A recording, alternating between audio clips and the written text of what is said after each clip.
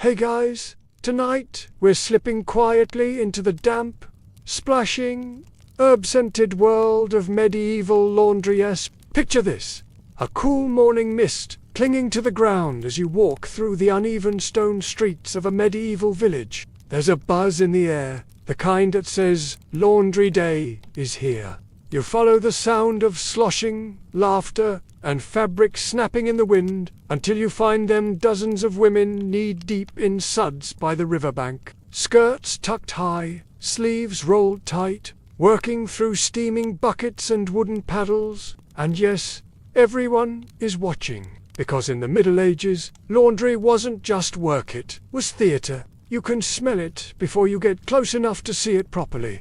A heady mix of boiled damp linen, wet wool, sweat, and something sharp, like the tang of vinegar or the unmistakable ammonia bite of last week's chamber pot. You probably won't survive this. To be honest, not because people were nosy though, let's be honest. They were, but because rivers were the lifeline of the task. The most common was sopwort, a gentle but frothy herb that foamed up when boiled. In more prosperous households, there might be imported hard soap, usually from Spain or the Islamic world, expensive stuff made with olive oil and caustic lye. But here at the riverbank, the lather is plant-based, cheap and effective. Running water helped rinse out the soaps, clays, and, well, biological matter that clung stubbornly to cloth. There are detailed city laws outlining wash days, water rights, and even paddle etiquette. People got fined for splashing too much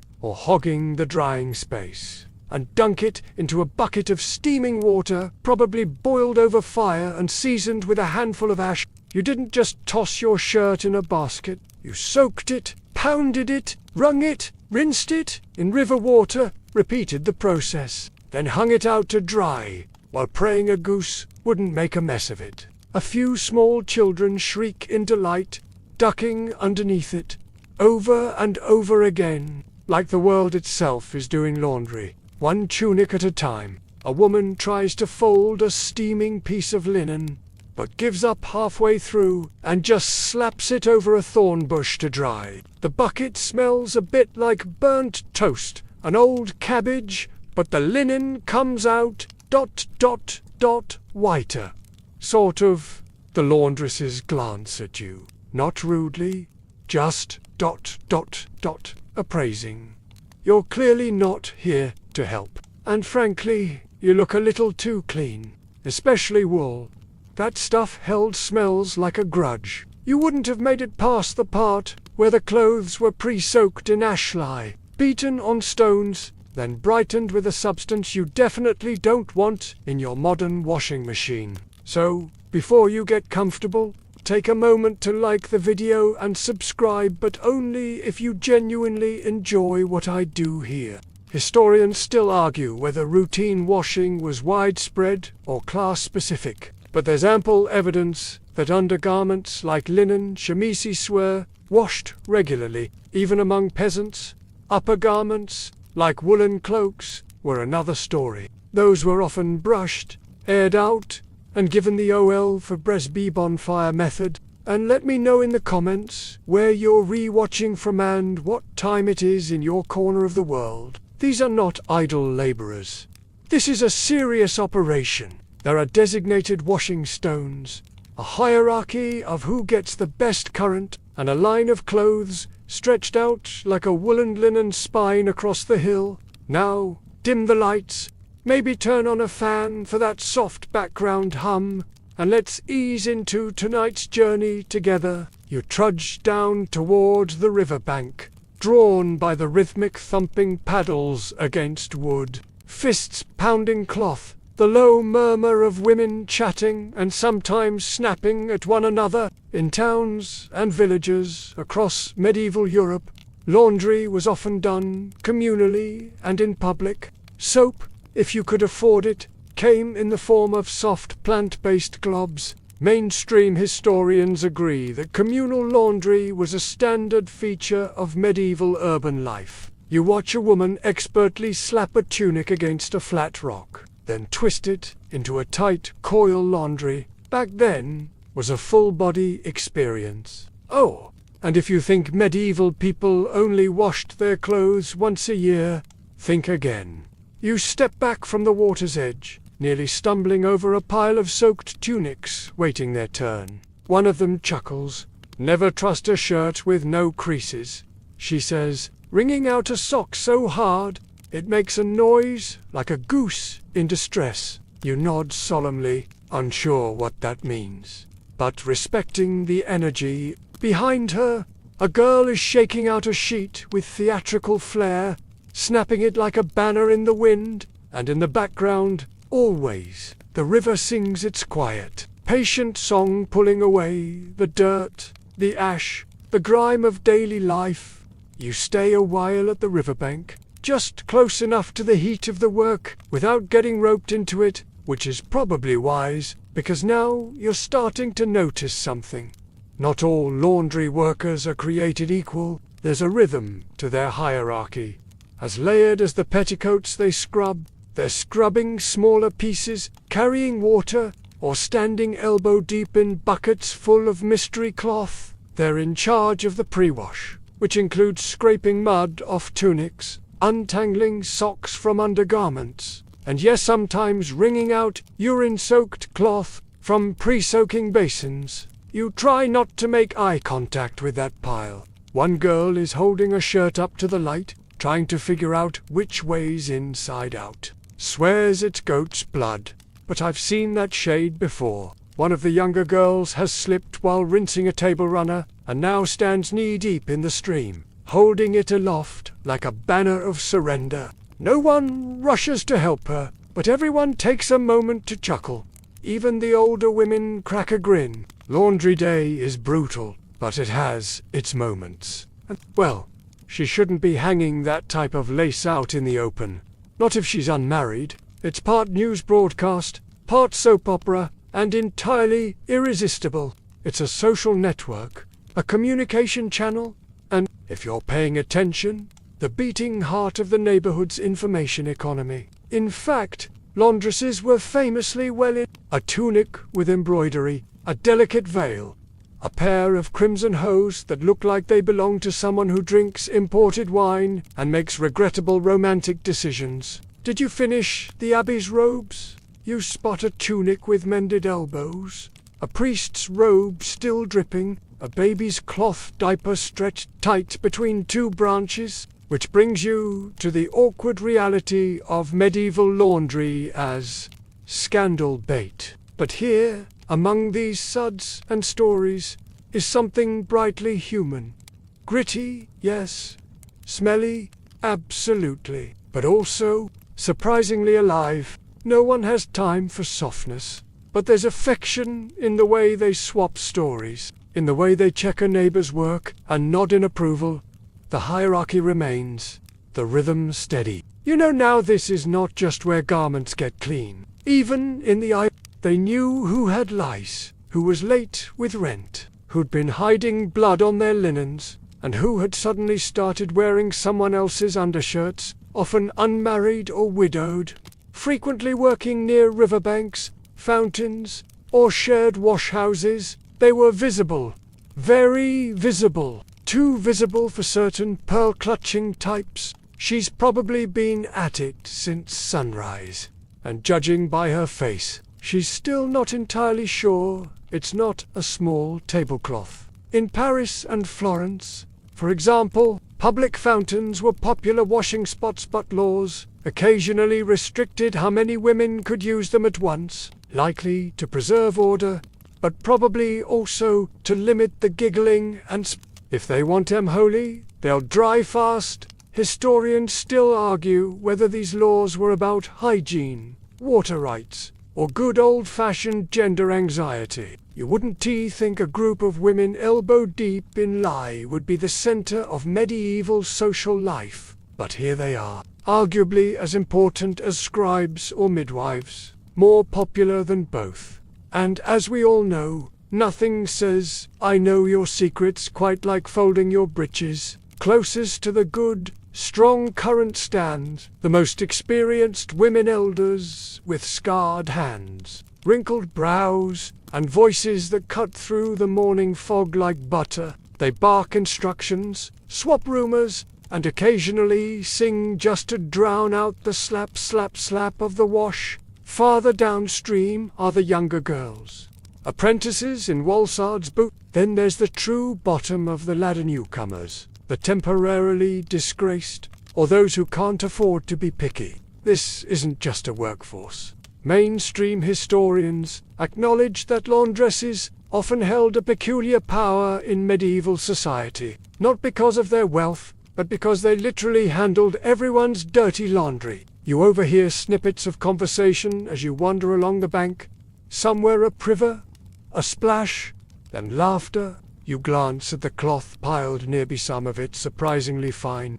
Laundresses, while respected for their craft, were also targets of gossip themselves. Some city ordinances tried to control where and how laundry could be done, and yet the laundresses endured, because no matter how fussy the mayor got about public morality, someone still had to wash the underpants. One older woman calls out to another, "Mariette."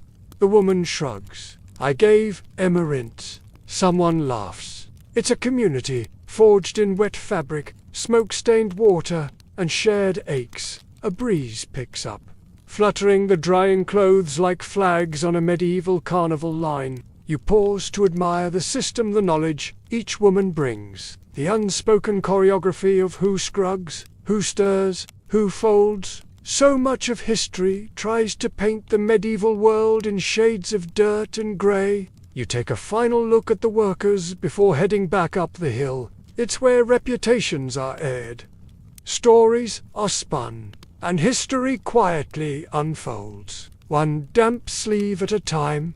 You step back from the main riverbank path, making your way toward a quieter spot where another group is hard at work, but this time the focus isn't laundry for people, it's laundry for fabric.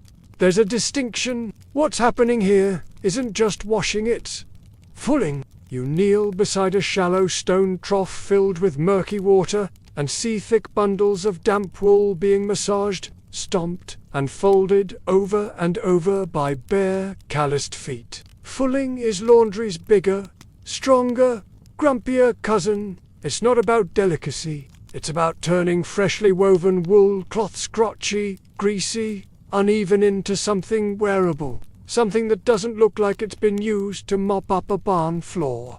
The process is brutally simple. First, you soak the wool, then you stomp it. 4 hours.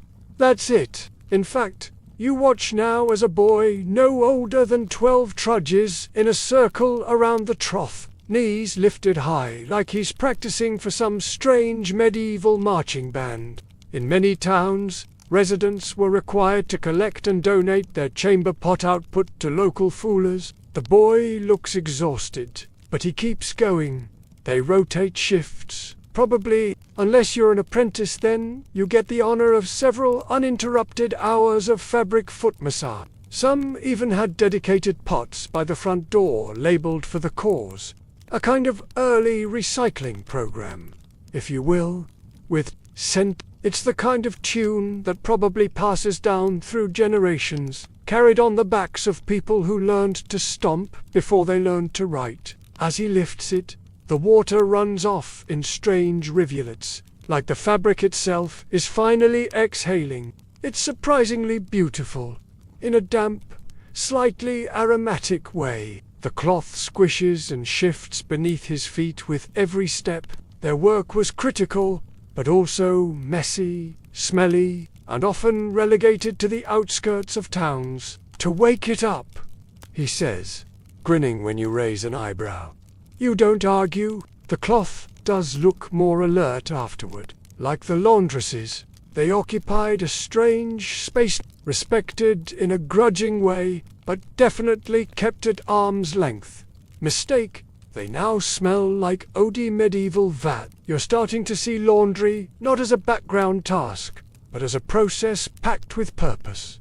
A craft, a calling, Maybe even a kind of quiet magic. A signature blend of wool, human effort, and history's least romantic cleaning agent. And you begin to understand why laundry, in this world, was never just about getting clean. Especially once the smell set in. It reminds you of bread dough being kneaded.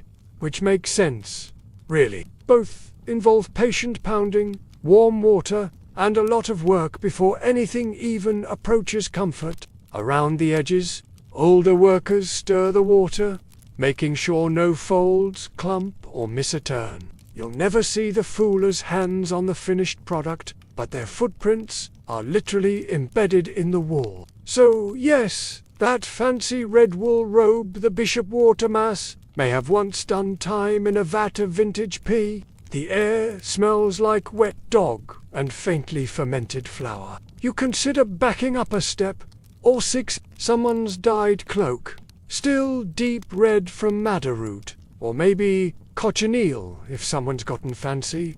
You wonder who'll wear it next a merchant, a scholar, a thief, whoever it is. They probably never think about this exact moment of a boy with tired legs and a tub full of sour suds, making sure the cloak won't fall apart after 3 rainy days in the woods. Mainstream historians explain that fulling was essential to making wool viable for medieval use. Raw wool, straight off the loom, retained oils, dirt, and uneven fibers, because the most effective fulling agent, urine, fulling helped mat those fibers into a tighter, more durable weave. And it also brightened the cloth, at least in theory. But here's where it gets juicy literally. Specifically, stale urine. It was acidic, slightly soapy, and helped strip oils and gunk from the wool. Fringe interpretations argue whether all fullers used urine or just the poorer operations, but even well-funded monasteries wrote about its effectiveness. You watch the stomping continue. There's a rhythm to it.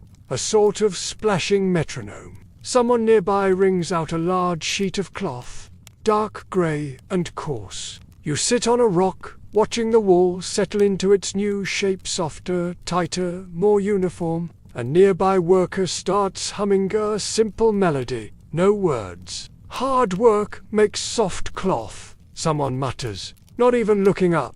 You think about how this labor gets invisibly stitched into the garments themselves. Historians still argue whether fullers were seen as artisans or just laborers. Your gaze drifts to a nearby bundle of fabric waiting its turn. One of the workers slaps a length of cloth over a log, giving it a few sharp whacks with a flat board. You stand again, wiping your palms instinctively on your tunic. Still, you can't help but admire the transformation, not just of the cloth but of your understanding. You turn back toward the main village path, wool still squelching behind you. It was about becoming ready.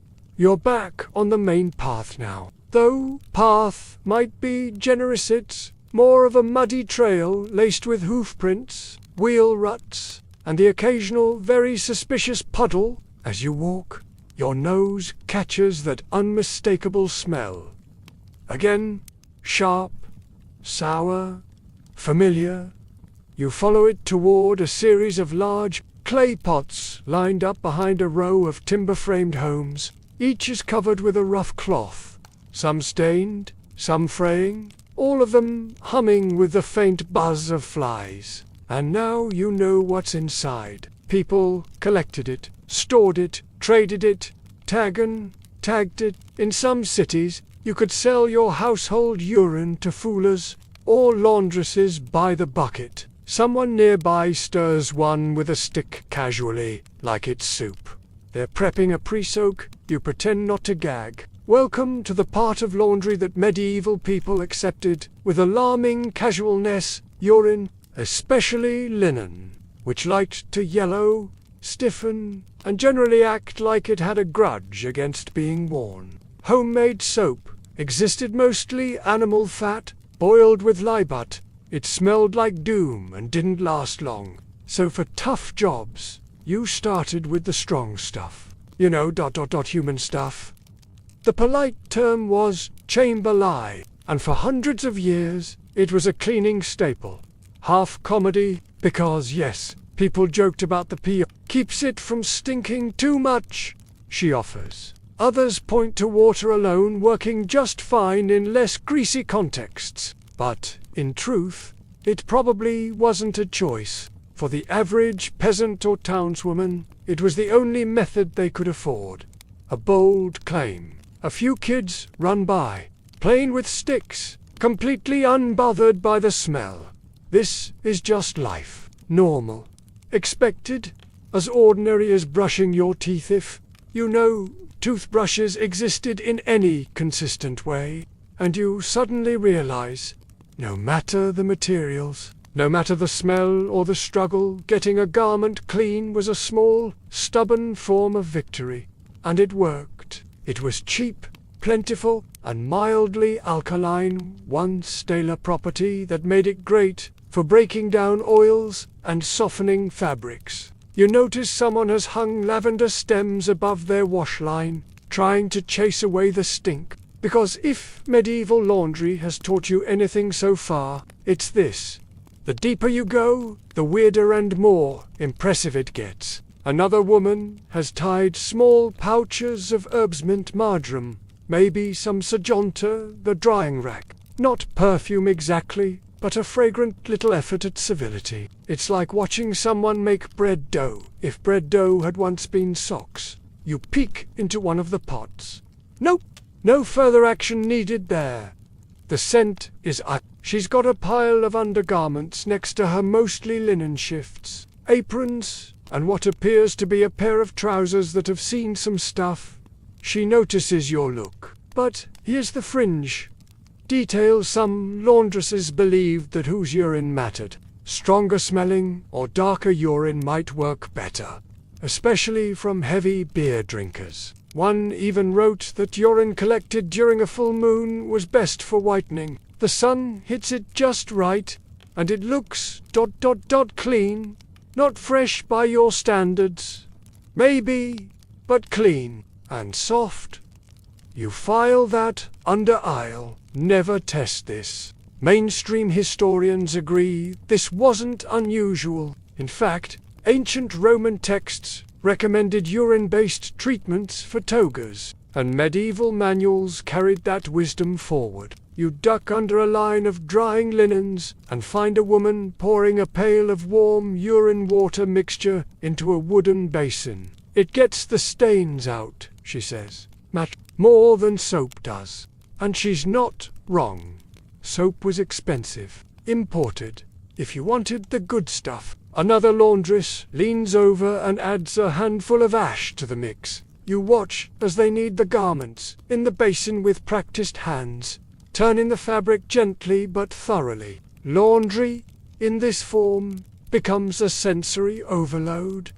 Warm, wet cloth squishing between fingers, the sharpness of the air, the hissing boil of a nearby kettle, and the constant backdrop of chatter half complaint.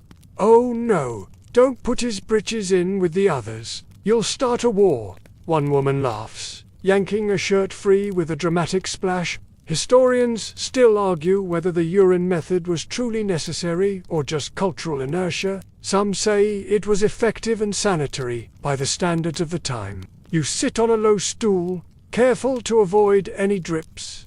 And yet, it's not all grit and grime. You respect it. Eventually, one of the women lifts a finished shift out of the basin, wrings it with the strength of a blacksmith, and hangs it to dry. There's satisfaction in that moment. Even pride. Over sweat. Over expectation. And you can't help but admire these women, elbow deep in a job no one sings about, quietly holding their world together with boiling pots, paddle beats, and the contents of someone's forgotten chamber pot. You rise again, ready to follow the next ripple in this strange sudsy history. You follow the winding scent of something unexpectedly sweet: roses, maybe, no, lavender, possibly both.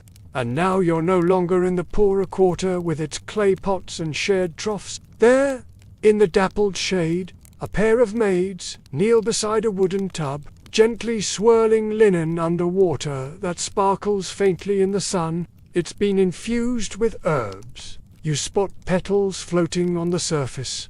Fancy?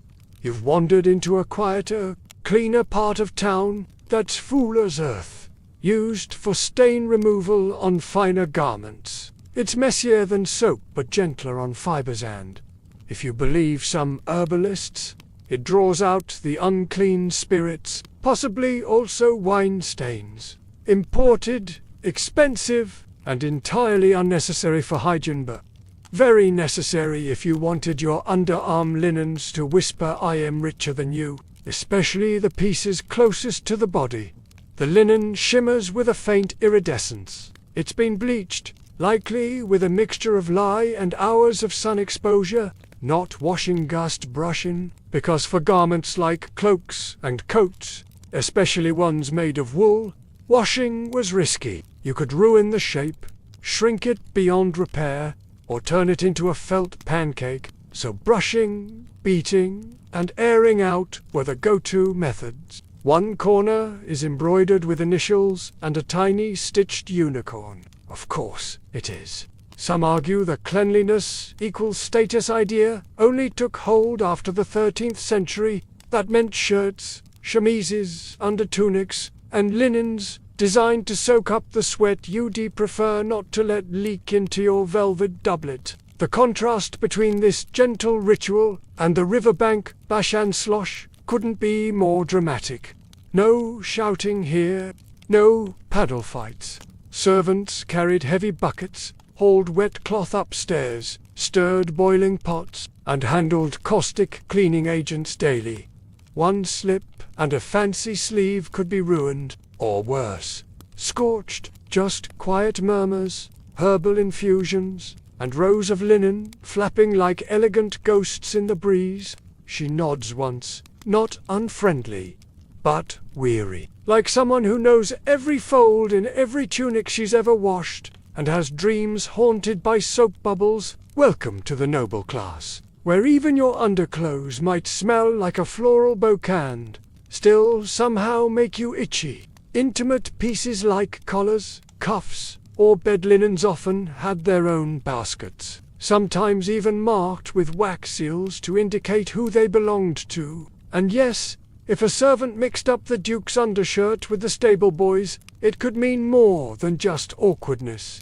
Punishments happened, jobs were lost, a kind of gentle warfare against sweat, social decay, and the very concept of being seen in a wrinkled chemise. Servants were trained in folding methods, starching rituals, and the most dramatic part of all, drying. Whether or not the duel actually happened, the story says a lot about how laundry, even among nobles, was wrapped in status and ego. Delicate fabrics had to be hung carefully, sometimes even indoors, to avoid sun bleaching or thieving pigeons. Yes, it happened. Noblemen and women owned far more fabric than the average peasant, and it was finer, thinner, more prone to staining, tearing, and being judged by others at court. Linen shifts, embroidered sleeves, fragile veils, they all required special attention, and someone else to do the actual scrubbing. One of the servants is dabbing a cloth with vinegar and something sharp, perhaps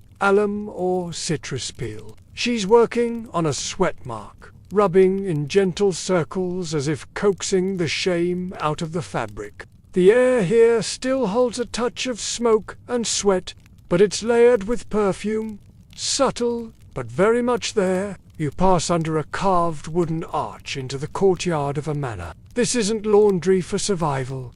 This is laundry for presentation. Washing garments for the upper classes was a delicate balance between utility and vanity. You hover near the edge of the courtyard, watching a servant gently rub fabric with what looks like soft white clay. Mainstream historians confirm that wealthier households had designated laundry staffs, sometimes entire teams. A maid near the tub adds a few drops of something to the rinse water. Rose water, by the smell of it. Nobles didn't necessarily bathe more often than peasants. In fact, They may have bathed less, for fear of illness from open pores, but their laundry was washed more regularly. A particularly fine piece is being laid out now on a woven drying rack raised off the ground. You step back and notice something else.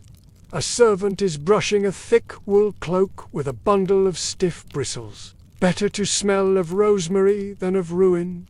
One of the servants murmurs to no one in particular as she drapes the cloak over a wooden horse. There's a clear pecking order in noble laundry. The more personal the item, the more careful the handling. Fringe records mention a bizarre laundry-related duel in 14th century Burgundy, in which two noblemen argued over a misidentified shirt allegedly marked with a distinctive hemstitch. As you watch the linen ripple in the breeze, you notice another practice. Historians still argue whether noble households washed their clothing themselves in early periods, or always relied on staff. Others believe that even early medieval elites cared deeply about the appearance and scent of their wardrobes. You can see why, but don't be fooled, this was still labor. Just because the soap smells nice doesn't mean the work was light. One of the younger maids looks up at you, catching your gaze. You return the nod and step back, letting them continue the quiet choreography of noble cleanliness. Because in this world, laundry isn't just about fabric, it's about face.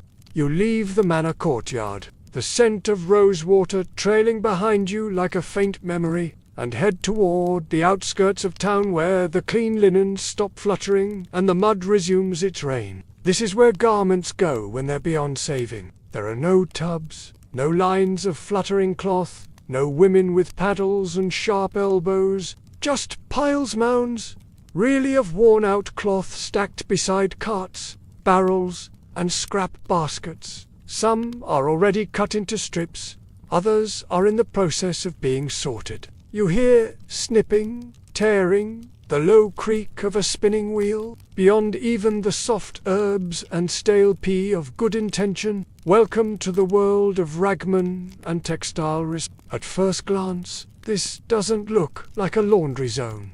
Terrible stitching, but this bit'll make fine yes, bury. For fabric too far gone or too intimately soiled, burning or burial was the only solution. You pass a pit where several old garments smolder. The smell is complicated. You didn't do it lightly. Every time you washed a tunic, you were investing in its future, which raises the peculiar image of someone wearing a sanctified sock piece around their neck for luck. Every rip or stain was a crossroads. Fix it, repurpose it, or say goodbye. This is where cloth goes to die or to be reborn. In poorer communities, that might mean whatever had been recently laundered. These people aren't just cleaning, they're managing the life cycle of fabric. From noble sleeve to rag to maybe one day. Paper. In one corner, a large linen sheet has been spread across the ground, and a woman kneels over it, stitching slowly. She's mending it for resale, probably to someone who doesn't care that the hem's been patched 4 times, or maybe someone who does care and appreciates it all the more. You imagine the weight of that decision. Which shift to bury until in, knowing you can't afford to lose another. Her needle rises and falls like a slow breath. One stitch at a time, she restores order, makes something broken into something almost whole. Boiled, pulped, spread onto wireframes, dried in the sun, and turned into folios, letters, records, decrees. You crouch beside a barrel and noticed it's full of old linens, some clean, some ... well, very not. Rags became bandages, cleaning cloths, padding for shoes, even toilet paper in desperate moments. Some were rewoven into coarse fabric or sold by weight to papermen. There are scorched hems, torn collars, and several suspicious stains that have outlived their origin stories. Some sources suggest overlap, especially for women who straddled roles in poor neighborhoods. Laundering, mending, and disposing, all part of the same blurred job. A man nearby, with nimble fingers and a disturbingly cheerful whistle, is trimming usable fabric from a torn shirt. Every piece of cloth had to prove it was worth keeping. "Good weave," he mutters, mostly to himself. "It's beautiful in its own way, like a fabric mosaic." She sees your expression and smiles faintly. Because here's the secret. Laundry in the Middle Ages didn't just involve cleaning, it involved judgment. Mainstream historians tell us that textiles were incredibly valuable. Even badly damaged garments had second and third lives. You just have to listen.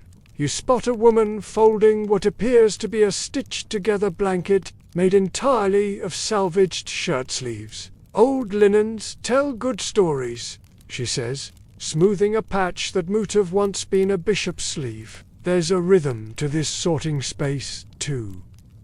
Quiet, but steady. Clothes get tossed in one pile or another mend. Somewhere to your left, a boy picks through a stack of baby clothes, carefully separating the clean parts from the haunted ones, as he calls them.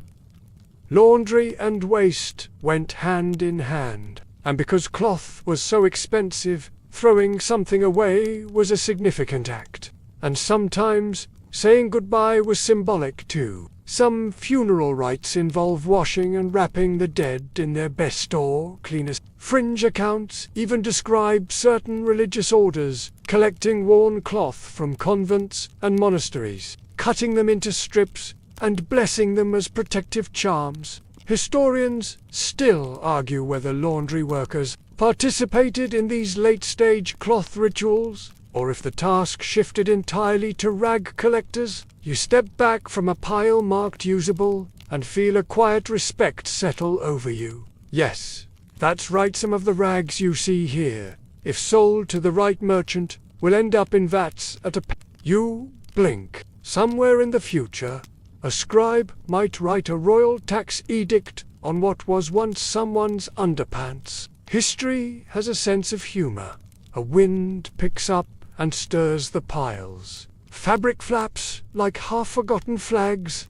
You watch her for a moment, and you realize, even here, where cloth comes to be judged and discarded, there's still the same quiet hope that maybe, with enough care, even the dirtiest, the tornest, the most unloved fabric still has a use. You move on from the ragyard, stepping carefully over a tangle of frayed thread and bits of cloth that cling to your boots like needy ghosts. As the sounds of snipping and sorting fade behind you, your attention shifts to something far livelier: laughter. It leads you around a bend where a low wooden structure stands, more of a lean-to than a proper building. But it has benches, a few barrels, and a surprisingly large group of women, all talking at once. A familiar sight now, but something's different here. They're not washing.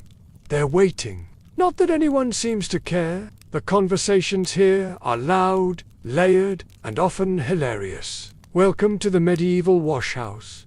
Cuir gossip was the soap that kept things moving. That thing looked like it lost a fight with a candle. You find a spot near a wall and pretend to adjust your bootstrap, giving you the perfect excuse to eavesdrop, she says. Her husband's tunic shrank because of bad wool. Bad wool, one woman snorts. But neither theory explains why it's still hotly debated next to a stack of steaming shirts. Sage, maybe, or thyme. You ask about it, and she says it softens the fabric and wards off mildew and bad spirits. She winks. You hear someone humming what sounds like a work song, slow, repetitive, designed to pass the time. A lullaby, almost. Another woman joins in with the harmony. The notes rise and fall like waves. Her shift is damp, and she's clearly done working for now. She fiddles with a cloth doll made from laundry scraps, one eye drawn on in charcoal, the other probably just imagined. Her mother whispers something to her between folding tunics. Or at least my mother thinks so. I just like the smell. It's not ruled by clocks, but by water temperature, by sun position. Steam hisses up in a sudden burst, scattering a few sparrows from the rafters. Everything here is practical, and yet full of absurdity. Bird prints on undergarments, burned cuffs from fireside drying, soap that's gone hard as stone because someone left the lid off the ash barrel. One lands right in the middle of a drying tunic. It hops once, twice, and is promptly shooed away with a yelp. You see joy, stress, cooperation, stubbornness, skill, shame, and laughter woven together through fabric and steam. Undergarments here, tunics there, aprons folded into thirds. You watch a woman finger the edges of a shirt as if reading it like Braille. She's looking for holes, not rips, but tiny weaknesses, the kind that turn into disasters when the tunic is pulled too hard. Next time someone bends over to pick up firewood, the shirts flap gently.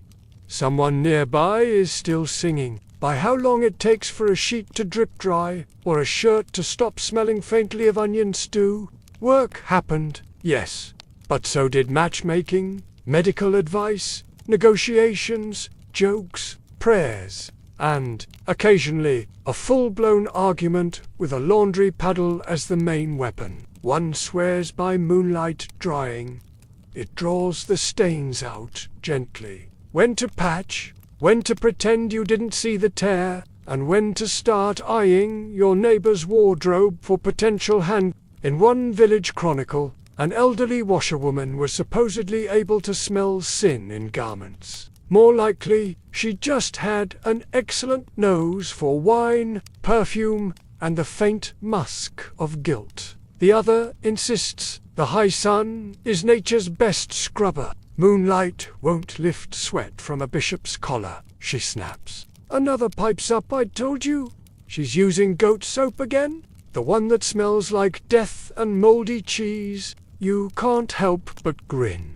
This is the social engine behind the laundry process. Because here's the secret no one tells you. For many women, the washhouse wasn't just about chores. It was community. A medieval version of the water cooler. Your co-workers were your neighbors. Midwives, healers, gossips, and maybe a thief or two. Mainstream historians have written about this, how washhouses, bathhouses, and public fountains became unofficial gathering places for women. You watch two older women argue about the best day to bleach linen. Historians still argue about moon bleaching. Some believe it was superstition, others that it prevented over. One young woman nearby is brushing a sheet with a bundle of dried herbs. This is where laundry meets ritual. And suddenly, you feel it. This strange, half-forgotten rhythm of domestic time. A young girl leans against a barrel, swinging her feet. Don't let it fall in the rinse bucket again. Or smell like Cousin Hubert. You chuckle quietly and move down the line. A basket of laundry already cleaners being sorted into piles. It's a subtle form of survival. This skill, knowing how long a piece of clothing will last. Fringe accounts mention women developing near supernatural reputations for their laundry sense. The smell of smoke and boiling lye drifts in as someone adds more firewood to the kettle. You shake your head, but somehow this mess works. It's alive, and you realize the medieval washhouse wasn't just a place for laundry, it was a mirror of the entire community. You step back outside, where the drying lines reach toward the sun like arms stretching after a nap, and you know now. The real cleaning happened here, not just of cloth, but of stories, minds, and days. You leave the washhouse chorus behind, and as your boots squish along the narrow footpath, the chatter fades into the rhythmic sound of water trickling nearby. It leads you to a quiet stream, shaded by old willow trees, where the scenery feels like a painting, and oddly, so does the laundry. Here, a single laundress works in peaceful solitude. She's knee-deep in the stream, balancing on smooth stones as she dips a piece of linen into the water and pulls it out in gentle arcs. There's no crowd, no shouting, no barrels of stale urine, just flowing water, sunshine, and practiced grace. The water was clean, cool, and constantly moving. If you timed it right, the silt helped scrub the fabric naturally. And unlike rivers running through towns, this water was unlikely to be tainted by tannery runoff, brewery waste, or, medieval soup. This is rural washing. Laundry as meditation, and, if we're being honest, as physical therapy for someone with calves of steel. Others insisted that washing clothes on certain feast days or avoiding it entirely could impact luck or fertility. You crouch on the bank and watch her work. She hangs it on a low branch, then reaches into a basket for the next item. This one's embroidered, probably a special piece. She inspects the stitching with care, adjusts the corners, and lowers it into the stream like a baptism. She lifts a sheet, folds it carefully, and gives it a few precise smacks against the stone. Each piece tells a tiny story of someone's body, someone's work, someone's day-to-day life, and here she is, refreshing them all. The sound echoes in the trees like a drumbeat, not aggressive, just firm, persuasive. The sun is a drying rack, the breeze is quality control. You realize that even this kind of peaceful washing takes a toll. A prayer, it could be nothing, or everything. The water may be gentle, but the weight of it, all the clothes, the cold, the repetition sinks in. There's something calming about it, almost hypnotic, and you begin to think, maybe laundry wasn't always a task to dread. Maybe, sometimes, it was a chance to be alone, to think, to breathe. Each cloth swings in the breeze like a flag of small victories. Not quite crisp, not quite new, but clean, touched by sunlight, ready to be worn again, like she's asking the dirt to kindly leave. Each movement is careful. She never lets the cloth slap the water or tangle in the current. For a moment, you imagine doing this weekly, hauling heavy baskets down narrow dirt paths, washing for hours, fighting against fabric that resists cleanliness like a toddler resists bedtime. Not a work song, not quite, just a tune with no real start or end. She hums as she brushes at a stubborn spot, adding a dash of lye soap she probably made herself. Her hands are steady, reddened by the water, but skilled. You can tell she's done this since childhood. Maybe her mother did too. You'd have to time it between rainstorms, plan for enough daylight, hope no one upstream decides to clean fish guts at the same time. Her rhythm is in the background. You hear birdsong, maybe a woodpecker, maybe something plotting to steal a sock. Mainstream historians acknowledge that many villagers, especially those living far from towns, did their laundry directly in streams like this. You walk closer and spot a flat rock beside the laundress. It's smooth and pale, likely chosen for its ideal battering properties. There's something oddly elegant about it. She notices you watching and smiles. This stream listens better than most people, she jokes. Then, more quietly, never tells your secrets, just carries them away. You get the sense that this isn't just about cleaning clothes.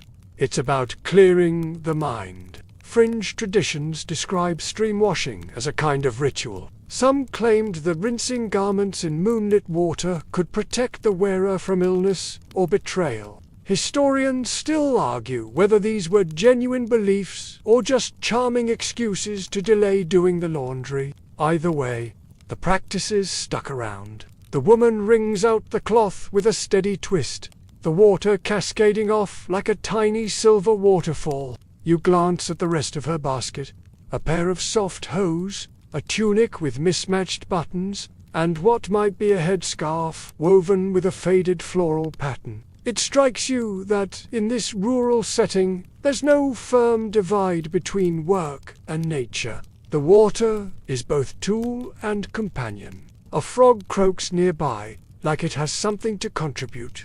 You sit beside the stream and dip your fingers into the cool current. Still, there's a quiet dignity here, a slowness that feels like a rebellion.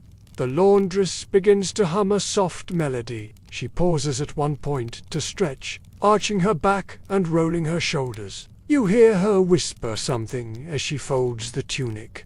A phrase, then she lifts her basket, shakes off her hands, and begins hanging the last few items from a rope strung between trees. You stay a moment longer, watching the cloth ripple against the sky, to remember that even in a world of dirt and struggle, something as simple as water and fabric could offer a sense of control and quiet.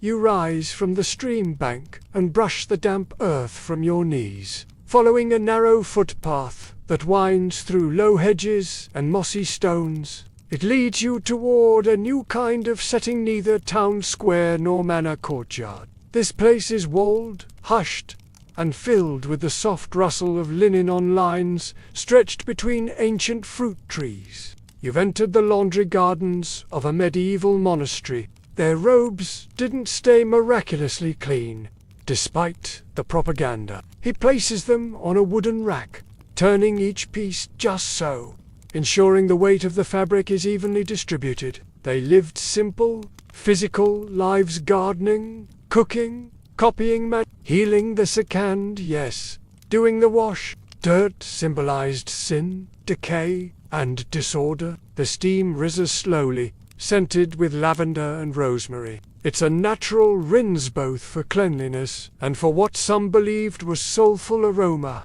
You can see the care in each fold, the gentle stitching at the hem. He moves slowly, like each stroke carries intention. The waxy glint of a candle mark, probably from hours spent copying texts by firelight.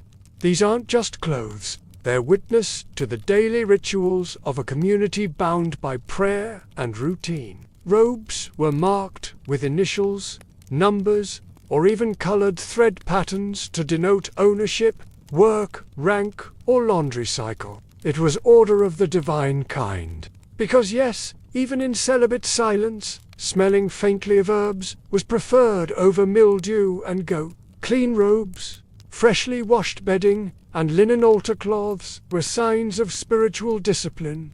Others prized self-sufficiency. It depended on the order, the region, and how many sheep they had access to for wool bartering, you remember.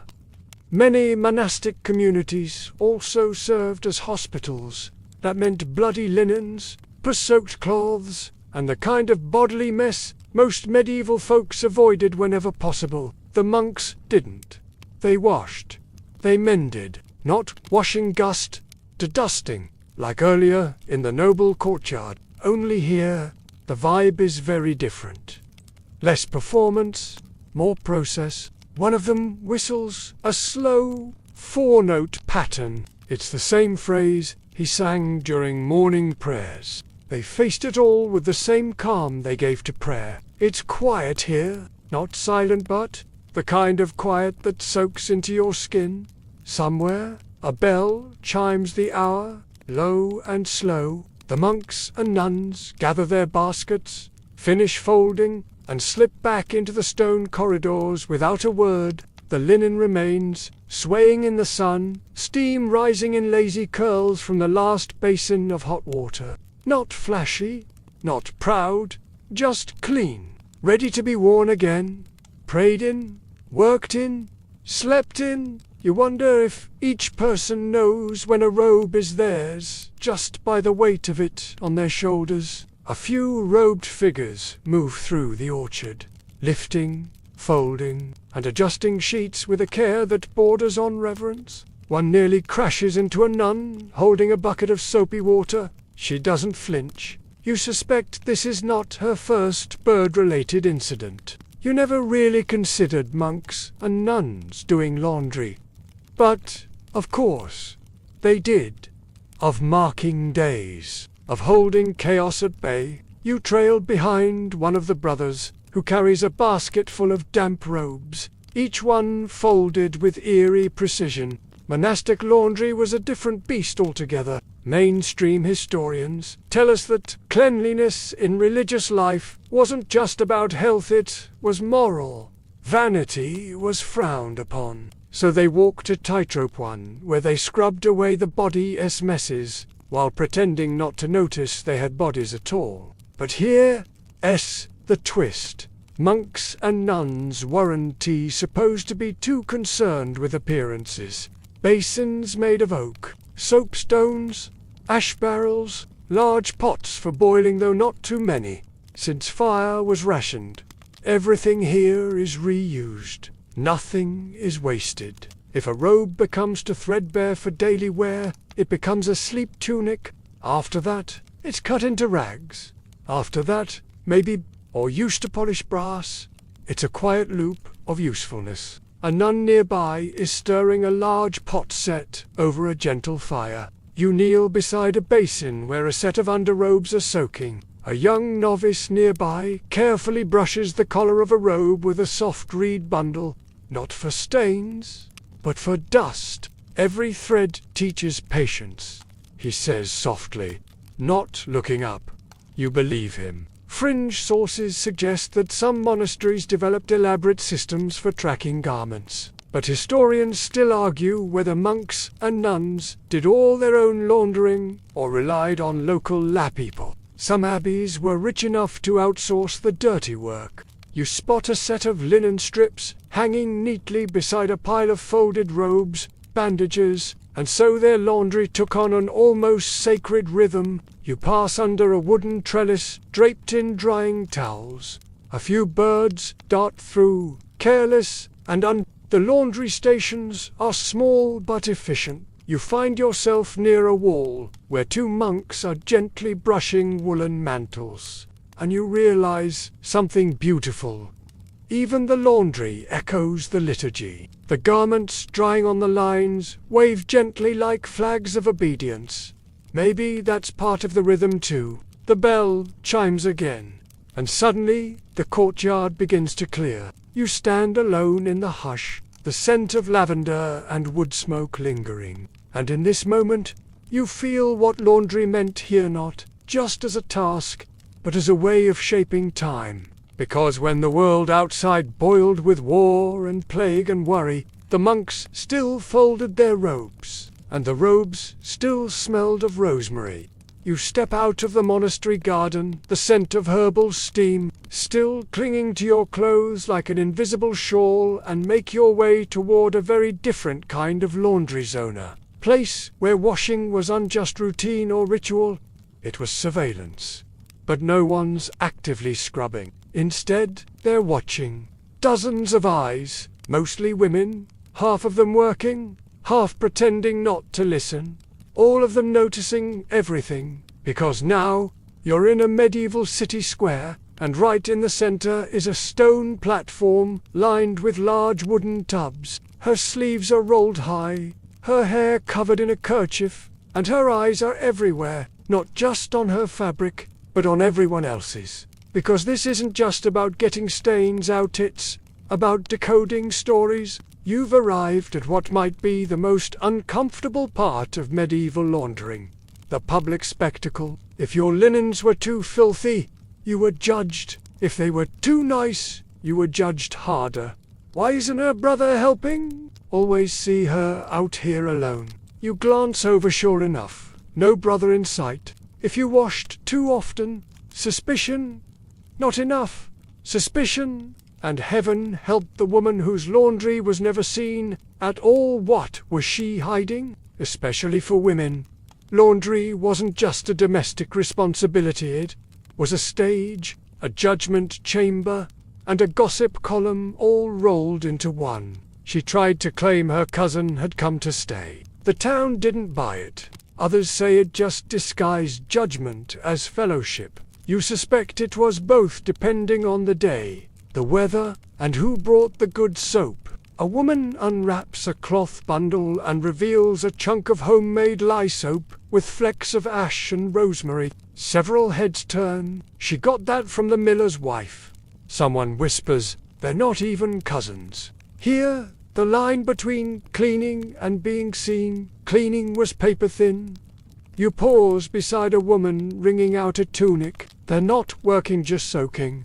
Talking softly, one pulls out a comb and starts teasing knots from another's hair. It's oddly intimate, oddly public.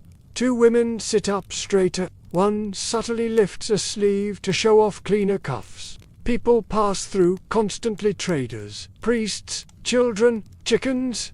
Everyone sees your stains. Everyone hears your jokes, your complaints, your accidental mentions of who showed up late to church last Sunday with suspiciously clean hair and clothes. Tell stories. Not for the sent for protection, says it wards off roaming eyes.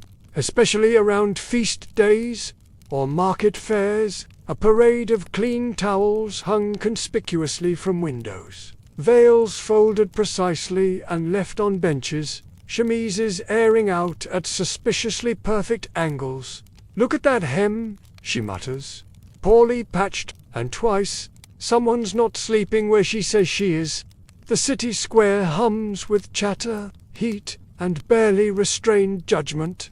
A woman laughs so hard she nearly drops her paddle. For a moment, everyone relaxes. Even the soap thief and the hemline gossip pause their commentary to enjoy it. There's energy here, not the serene, methodical kind of the monastery or the river, but something sharper, messier, more human. You're not sure whether to laugh or feel vaguely threatened. Mainstream historians confirm that in many towns, public washing sites were as much about reputation as cleanliness. Not just the pressure of public cleaning, but the relief, the weird sort of comfort that comes from being part of the same mess. A young girl nearby lugs a basket, clearly too heavy for her. The woman beside her clucks her tongue disapprovingly. These are showpieces laundry meant to be seen before being stored away. Some are embroidered, some bleached to a suspicious level of whiteness. Suddenly, laundry feels less like housework and more like open-air theatre. This space, with its stone benches and low tubs, isn't meant for privacy. Fringe records mention a case in Flanders where a woman's affair was uncovered solely based on how often she appeared at the washbench with two men's undergarments instead of one. Historians still argue whether this laundry as observation model empowered women or simply policed them further. Some say it was a rare space of female community and autonomy. Soap here, by the way, is hot property. You move toward a quiet corner, where a few older women sit with their feet in a shallow basin. You listen. "My daughter keeps hiding her apron stains. Says it's from berry juice. I know better. I heard the magistrate's wife boils her husband's hose with bay leaves." You try not to laugh out loud. The city watch passes by, their armor clinking, and the entire square pretends to ignore them while simultaneously monitoring exactly where their gaze lands. Even here, amid suds and splashes, the performance never ends. You notice a peculiar setup off to the side. A table with folded linens, each with a small weight placed on top. You hear someone scoff. "That one's never been worn, just washed for bragging rights." And yes, that was a thing. Display laundering where certain items were washed, not for hygiene, but for attention.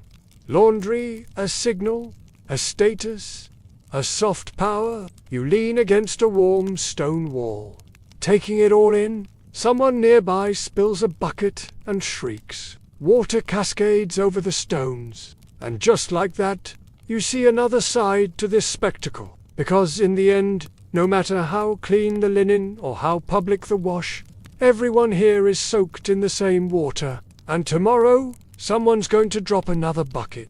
The laughter in the square still echoes faintly behind you as you meander into a narrower, streetless stone. More dirt, with crooked buildings that lean just slightly too close to one another. Chickens wander underfoot, and a cat eyes you suspiciously from a windowsill. You've moved into the poorer quarter of town, where laundry still happens, but with much less soap and far more improvisation.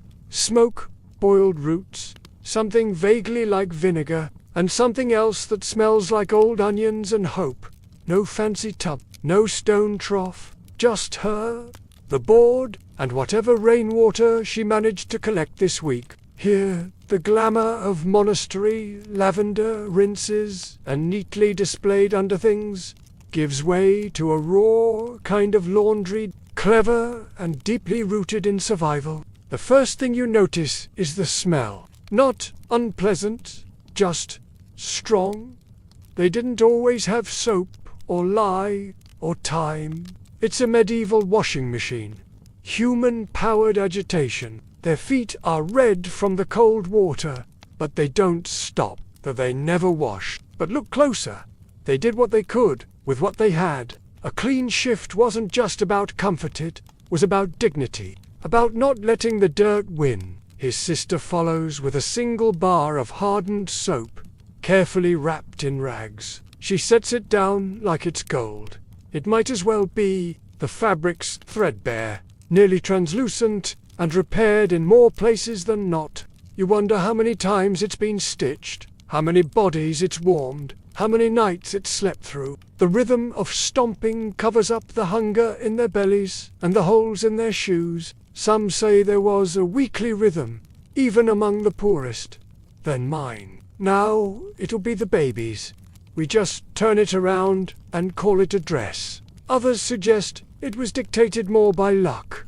A warm day, a few extra coins, a neighbor willing to lend soap. They knew how to blend plant matter, which riverbanks had the softest sediment, which hour of the day lent itself best to scrubbing out wine from wool. But their laundry carries just as much meaning. But they had salt, vinegar, sand, and, in truly dire situations, cold ashes and stale beer. The cloth droops in odd places, warped by wind and time. But it works, a refusal to give in to the grime of poverty and the stink of being overlooked. You spot patched socks held in place with sharpened sticks, sleeves weighed down with stones to keep them from flying off. Every solution here is one of necessity and breathes in the sun-warmed scent of something freshly washed. It's not lavender. It's not fancy soap. One recipe recommends urine and crushed chalk. Another calls for a widow's tears, probably metaphorical. Hopefully, it's stiff with soap, but it's clean. You hear a child laugh inside. Somewhere, a dog barks. Someone spills water and curses softly. A woman stands in front of a cracked wooden house, scrubbing a pair of breeches against a board nailed over a rain barrel. It's not boiling water. It's a mixture of nettles and ash and sopwort, bubbling slowly. She stirs it with a stick that's stained from hundreds of previous brews. This is her magic, her potion, and the laundry she pour it over will be cleaner than you'd expect. You step closer, and she glances up, wiping her brow. Don't need a river when you've got elbows, she says, grinning with the resigned humor of someone who made peace with scrubbing other people's pants forever. Mainstream historical records often leave out the ingenuity of the working poor, especially when it came to laundry. You peek into a tiny side alley and see two girls stomping on sheets in a barrel barefoot, laughing, trying not to slip. A few houses down, someone's drying laundry on a repurposed fishing net. There's a myth that the poor didn't care about cleanliness. Historians still argue whether poor households had fixed washing schedules or just cleaned things when they became too stiff to bend. A boy drags a heavy tub into the sun and sighs like he's hauling treasure. You pause near a tiny garden, more weeds than vegetables, where a shirt is drying over a broken fence post. A woman nearby notices you looking. "That was my brother's," she says, not unkindly. You nod. No comment feels big enough for that kind of resourcefulness. Farther down, a woman stands over a kettle suspended above a smoky fire. Some fringe accounts describe laundry witches, not actual practitioners of magic, but women with reputations for making the best soap substitutes. One of them might be stirring that kettle right now. You pass under a window where a shirt hangs from a nail, drying with the help of a gusty breeze and what little sun filters through. And in all this bustle, this effort, you realize something: these people may not have the luxuries of the manor or the quiet of the monastery, maybe more, because each clean garment here is a rebellion. A quiet one. A woman pulls a sheet off the line and holds it to her face. She closes her eyes, just for a moment, but it's hers, and somehow that's enough. As you leave the winding back streets of the poorer quarter, your path leads you toward an open field on the city's edge. The walls are distant now, the air fresher. The clang of hammers and market bells is replaced by the flutter of linen and the occasional bleat of a goat. This is the drying ground, and it is huge. It's oddly beautiful, an accidental tapestry stitched by necessity. Instead of risking mildew in damp alleys, people would bring their freshly laundered items here to dry. Yes, but also to show off just a bit, because even drying your clothes had a performative edge. You hadn't expected this. Rows upon rows of cloth, stretched tightly on wooden frames or pinned between crude posts and rope lines, sway like sails waiting for a breeze. It was strategic. Cloth had to be turned regularly, hung with airflow in mind, protected from rain and absolutely from animals. Birds were the usual suspects, but there were also pigs, children, or jealous neighbors with suspiciously fast fingers. These communal drying fields were a staple in many medieval towns and villages, especially where private space was a luxury. Others claim that a repeated exposure, combined with ash soap and proper rinsing, could create stunning results over time. A dance of pegs and flaps and hands pinching edges. You pass a pair of women gossiping as they retie a rope that started to sag. You suspect both are true depending on the fabric, the patience, and whether a goat walked across it mid-process. She smooths a wrinkle like a proud artist brushing a final stroke. You catch her muttering, "If the baker's wife hangs her linen crooked again, I swear I'll—" A woman nearby stands with her hands on her hips, inspecting a tunic she's just hung. Or maybe he's just enjoying the power. The crows don't seem especially intimidated. Bleached flat, sun-dried, probably destined for a healer's shelf. It must be aired out after damp storage, or it'll grow mold. You wonder if that flag once flew at a tourney, or if it just decorates the tavern on feast days. Even here, laundry and health overlap. One woman flips a strip over gently, murmuring a rhyme, under her breath something about knots and healing herbs. A striped sheet, baby born, red cloth, wedding, blue-dyed banner, someone's past. Wool was rarely hung, lest it stretch. This method, slow drying in the sun on flat surfaces, was more common for heavy or delicate garments. There's a peace to this stage of the process. The hard work is done. Now it's waiting, drying, letting the wind and the sun do what they do best. Someone here knows what they're doing. Historians aren't unanimous on that theory, but it paints an oddly charming picture. She notices you and shrugs. It's not vanity, it's standards. People saw it, judged it, admired it, envied it, sometimes even stole it. But in this wide-open space, for just a few hours, clothes danced like they belonged to the sky. Someone else hung a pair of hose, far too close to the ground. They drag slightly in the dirt. A small boy walks by and sneezes into one. No one notices. You decide not to say anything. White wasn't just a color, it was a status symbol. The brighter your linens, the more diligent you were. especially if your bleach was moon-enhanced, or yes, those were real things. Mainstream history reminds us that drying wasn't just a passive step. You spot a man in a corner with a long sticky S, gently waving it to scare off crows. Some linens here are bleached, not with chemicals, but with sunlight. Sun bleaching was slow, repetitive, and highly prized.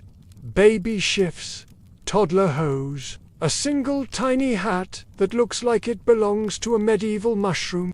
You smile, picturing some frazzled parent wrangling toddlers while balancing a washtub and keeping the soap from being eaten. Historians still debate how effective medieval sun bleaching really was.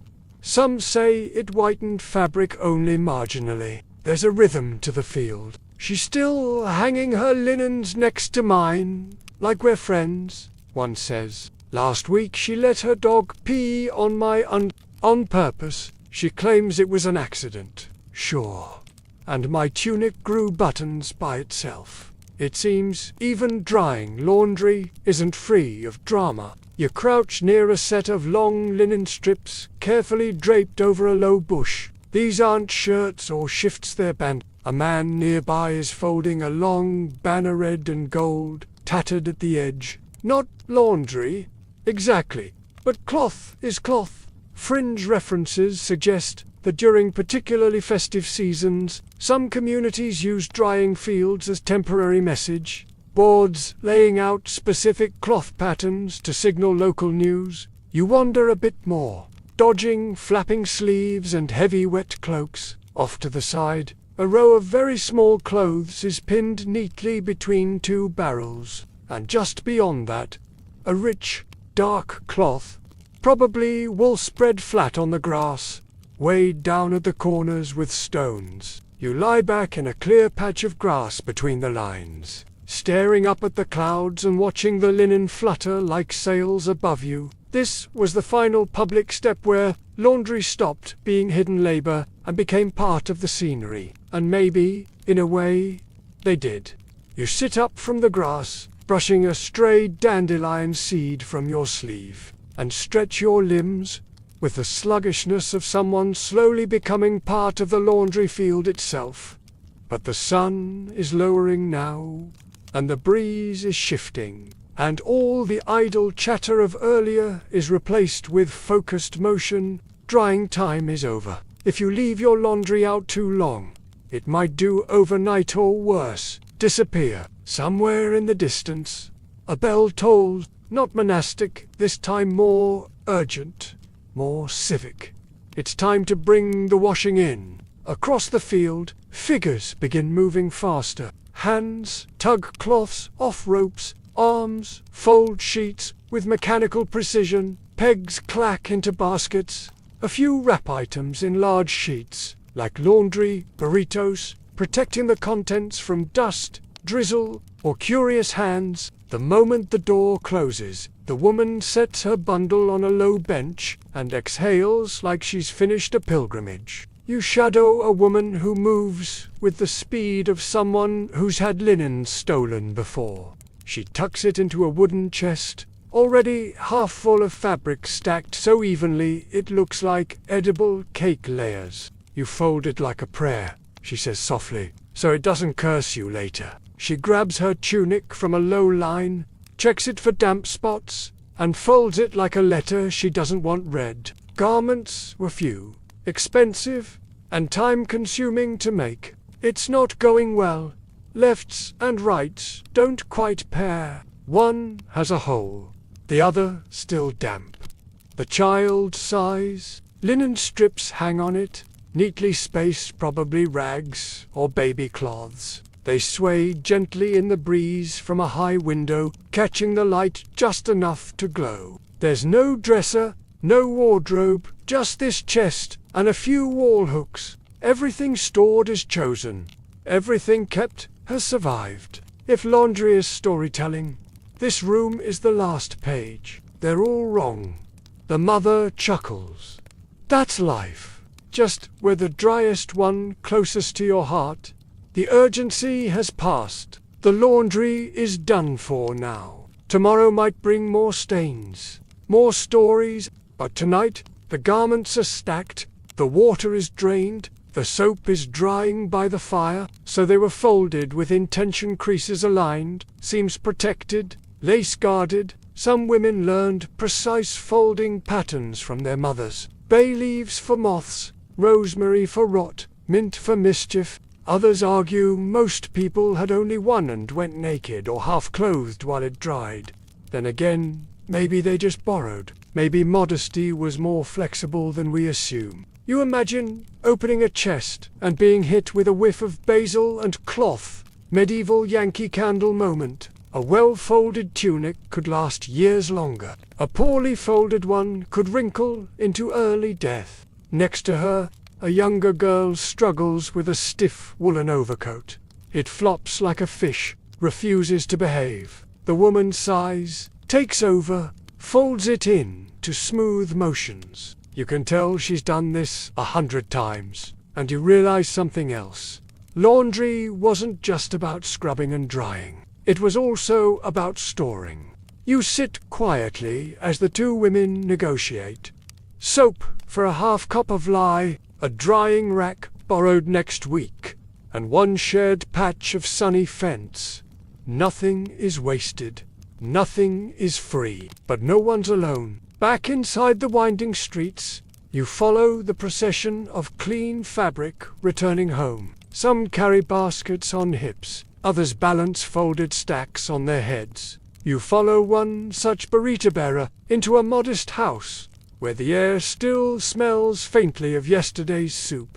Now comes the folding. And folding, in the medieval world, was practically its own science. Mainstream accounts tell us that cloth was precious. You sit beside the woman as she smooths out a shift and folds it into a neat triangle. You wonder how many curses have been avoided through tidy corners. Nearby, a child is tasked with matching hose. Fringe stories suggest people used lavender sprigs or sachets of herbs in their storage chests, not for scent alone, but to ward off pests. Historians still debate how many garments the average peasant really owned. Some say 2 full sets, one for wearing, one for washing. In the corner, an old wooden rack stands like a miniature gallows. The woman picks up a small shirt, patches a fraying seam with a few quick stitches, and folds it tighter than a secret. You glance around. A neighbor knocks skis, holding a bar of soap. A trade, you help fold a towel. It's scratchy, clean, smells faintly of vinegar and effort. As the light outside fades into twilight, the room feels softer, and somewhere, probably under the bed, is a single sock, still damp and hiding from responsibility. The scent of vinegar and drying soap still lingers in your nose as you step back outside, the streets now lit only by flickering torchlight and the warm glimmer from windows where people are settling in for the evening. You pass by a shutter creaked open just enough to hear the faint hum of a lullaby and the soft clatter of a dinner plate being stacked away. But not everyone's finished. At the edge of the square, under a sloping roof where barrels line the wall and chickens shuffle into their coops, someone is still doing laundry. You can tell from the slump in her back. This is laundry done in exhaustion, not ritual. Her child sleeps nearby, curled up under a wool blanket, still faintly stained with berry juice or maybe something less charming. Not because they want to, but because the day didn't allow it earlier. It's a woman in her 40s, sleeves damp, hair escaping its pins, wringing out a cloth over a wooden basin lit only by a sputtering oil lamp. And so you meet the final type of laundress, the after-dark washer. Mainstream records rarely mention this. Why would they? Laundry was assumed to happen by daylight, outdoors, where it could dry properly. These aren't just clothes, they're lifelines. Identity, reputation, warmth, the difference between comfort and exposure, between getting through winter or freezing under a thatched roof. The care you give them is the care you hope someone might one day give you. Some suggest it was seen as suspicious. What? Were you hiding, washing things in the dark? It's a chemise, delicate and fraying, repaired with 3 different shades of thread, as if to say, this still matters. I still matter. They shake, just a little, as she folds the cloth and sets it on a chair. Probably one of only 2 she owns. The firelight dances through the thin fabric, casting ghost shadows on the wall behind it. You catch only fragments. She found a tear in the lady's veil. He spilled wine again on the priest's robe, this time. I used rosemary. She thinks it's lavender. Others say it was a mark of quiet diligence, a small rebellion against a day that gave no time to care for yourself. But some had no choice. Night washing was for the overworked, the widowed, the servant who spent the entire day on someone else's linens and had to do her own after hours. You step closer, silently. The splashes are softer. The jokes are murmured, not shouted. Even the fabrics themselves seem quieter, as if they understand they're being handled by tired hands. A job too small for songs, but too sacred to skip. She doesn't look up, just keeps scrubbing. One last washer kneels by the bank, using moonlight to guide her work. She dips a white cloth into the shallows and wrings it out with the grace of repetition. Not frantic, not joyful, just necessary. A tune passed down with stitches and stains and stories, too fragile to write down. You notice the soap is thinner. Here may be stretched with water or bark, may be used for a month already. Still it foams faintly, struggling along. Historians still argue whether laundry at night was frowned upon or simply ignored. You suspect both were true. Again, she hangs a garment near the fire, not too close, just enough to soften the damp. In this quiet moment, you feel it. The vulnerability of laundry. She finally glances at you. Doesn't say a word, just nods. And that's when you notice her hands. Raw, red, fingertips swollen slightly from the cold water and the roughness of lie. It's not glamour, it's not ritual, it's survival. And yet even here, under a guttered flame and a sky too dark to see your breath, she smooths each fold with precision. You step away, leaving her to her final rinse. Further down, you pass a small group of servants, whispering over a tub in an alley sharing water. Maybe stories, maybe plans. Laundry in the dark has a different sound. Less clatter, more hush. You reach the edge of the town where the river reflects the stars like scattered pearls. It's the most poetic kind of labor, the kind no one sees, and yet everyone depends on. You sit by a rock and watch her. She hums, something low, familiar, and slowly the water stops rippling. The night stills, the wind settles.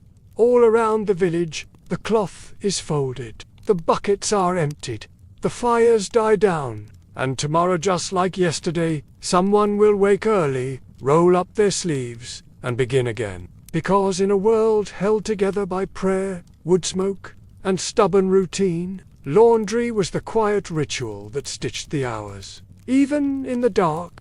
By now, the village has mostly gone still. Chimneys send up the last curls of smoke. Windows flicker once or twice before going dark.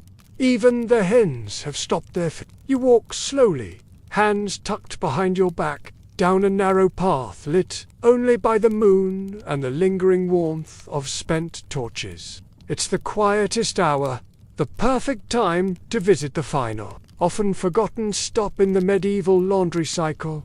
The wardrobe. His wife snips off a thread here, rubs in a little ash soap there, folds a cuff. They're not showing off, just keeping things orderly. Clean clothes meant order, predictability, control over at least one corner of the world. Or, more accurately, the trunk, the wall hook, the bundle wrapped in linen and tucked behind a door. Wardrobes, in the grand sense, were for nobility. But everyone, yes, even the humblest washerwoman had a system, not just for ownership but as a way of asserting that even the unseen layers mattered.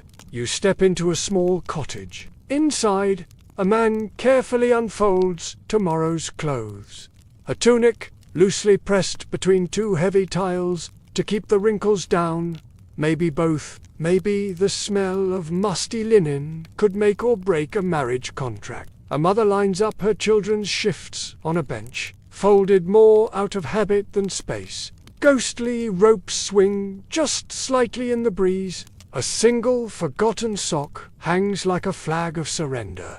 You leave it there. Let the dawn find it. It was intimacy, routine, a way of touching the world fabric, water, heat, skin and saying, "This matters." She mends a tear with thread so thin, it's barely there. Her hands are faster than her eyes at this point. A lifetime of laundry, muscle memory. In wealthier homes, this process was even more elaborate. You find yourself in the home of a well-to-do merchant family next. Their laundress, now off duty, walks the hall with quiet pride. Yes, a literal list of garments, checked by a steward to ensure nothing had gone missing or been borrowed by a servant. Silk code. Even the soap has been put back on the shelf, worn thin by a dozen hard days and 100 soft ones. The night holds you gently, like a blanket still warm from the hearth, by the hum of hands working in rhythm,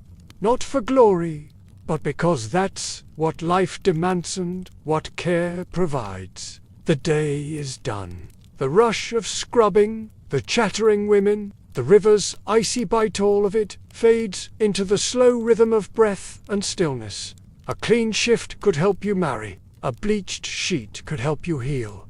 A patched tunic meant you were still trying, still claiming space. Present, lady's veil, folded with lavender sash, Sir Edmund's riding cloak, sent for mending. The stakes of misplacing laundry here were surprisingly high. Garments are layered in trunks by fabric type, wrapped in cloth to keep out dust and insects, and damp earth wrapped around your shoulders like a shawl. The washing is done. The stories have been folded, and somewhere, someone is already dreaming of tomorrow's rinse. A carved cedar chest near the bed holds linens, faintly perfumed with crushed rose petals, petals purchased, not grown. Here, cleanliness was reputation. If a nobleman arrived with a rumpled surcoat or a yellowing underlayer, people talked. Laundry was armor as much as appearance. You spot a page boy placing boots beside a folded chemise. His motions are precise. He hesitates, unsure which corner to tuck in. You help, gently nudging the fabric into place. And in a nearby manor, you catch sight of something rare. A laundry inventory scroll. Fringe accounts even describe noblewomen embroidering identification symbols into their undergarments, like medieval name tags.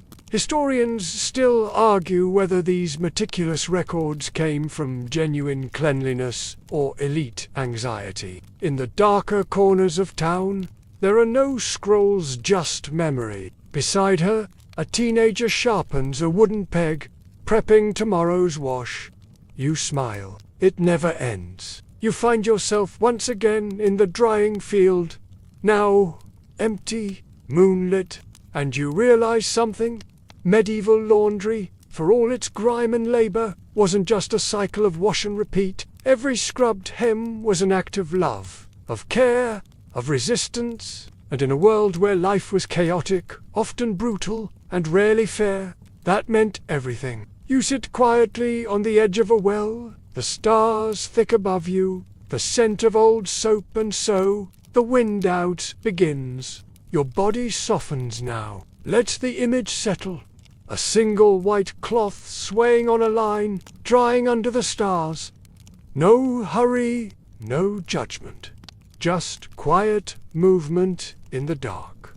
The fires are low now. The buckets are empty. The garments are folded, tucked away. In this sleepy silence, The world feels stitched together by the small things, by wash basins and wooden pegs, by shared jokes over wet sleeves. Your limbs are heavier now, your thoughts slower, and if one small part of you still hums with motion like a tunic flapping in the wind, let it fade, let it still. You are safe, you are warm, and you are clean. Good night, traveller of tangled sheets and sun-drenched linen.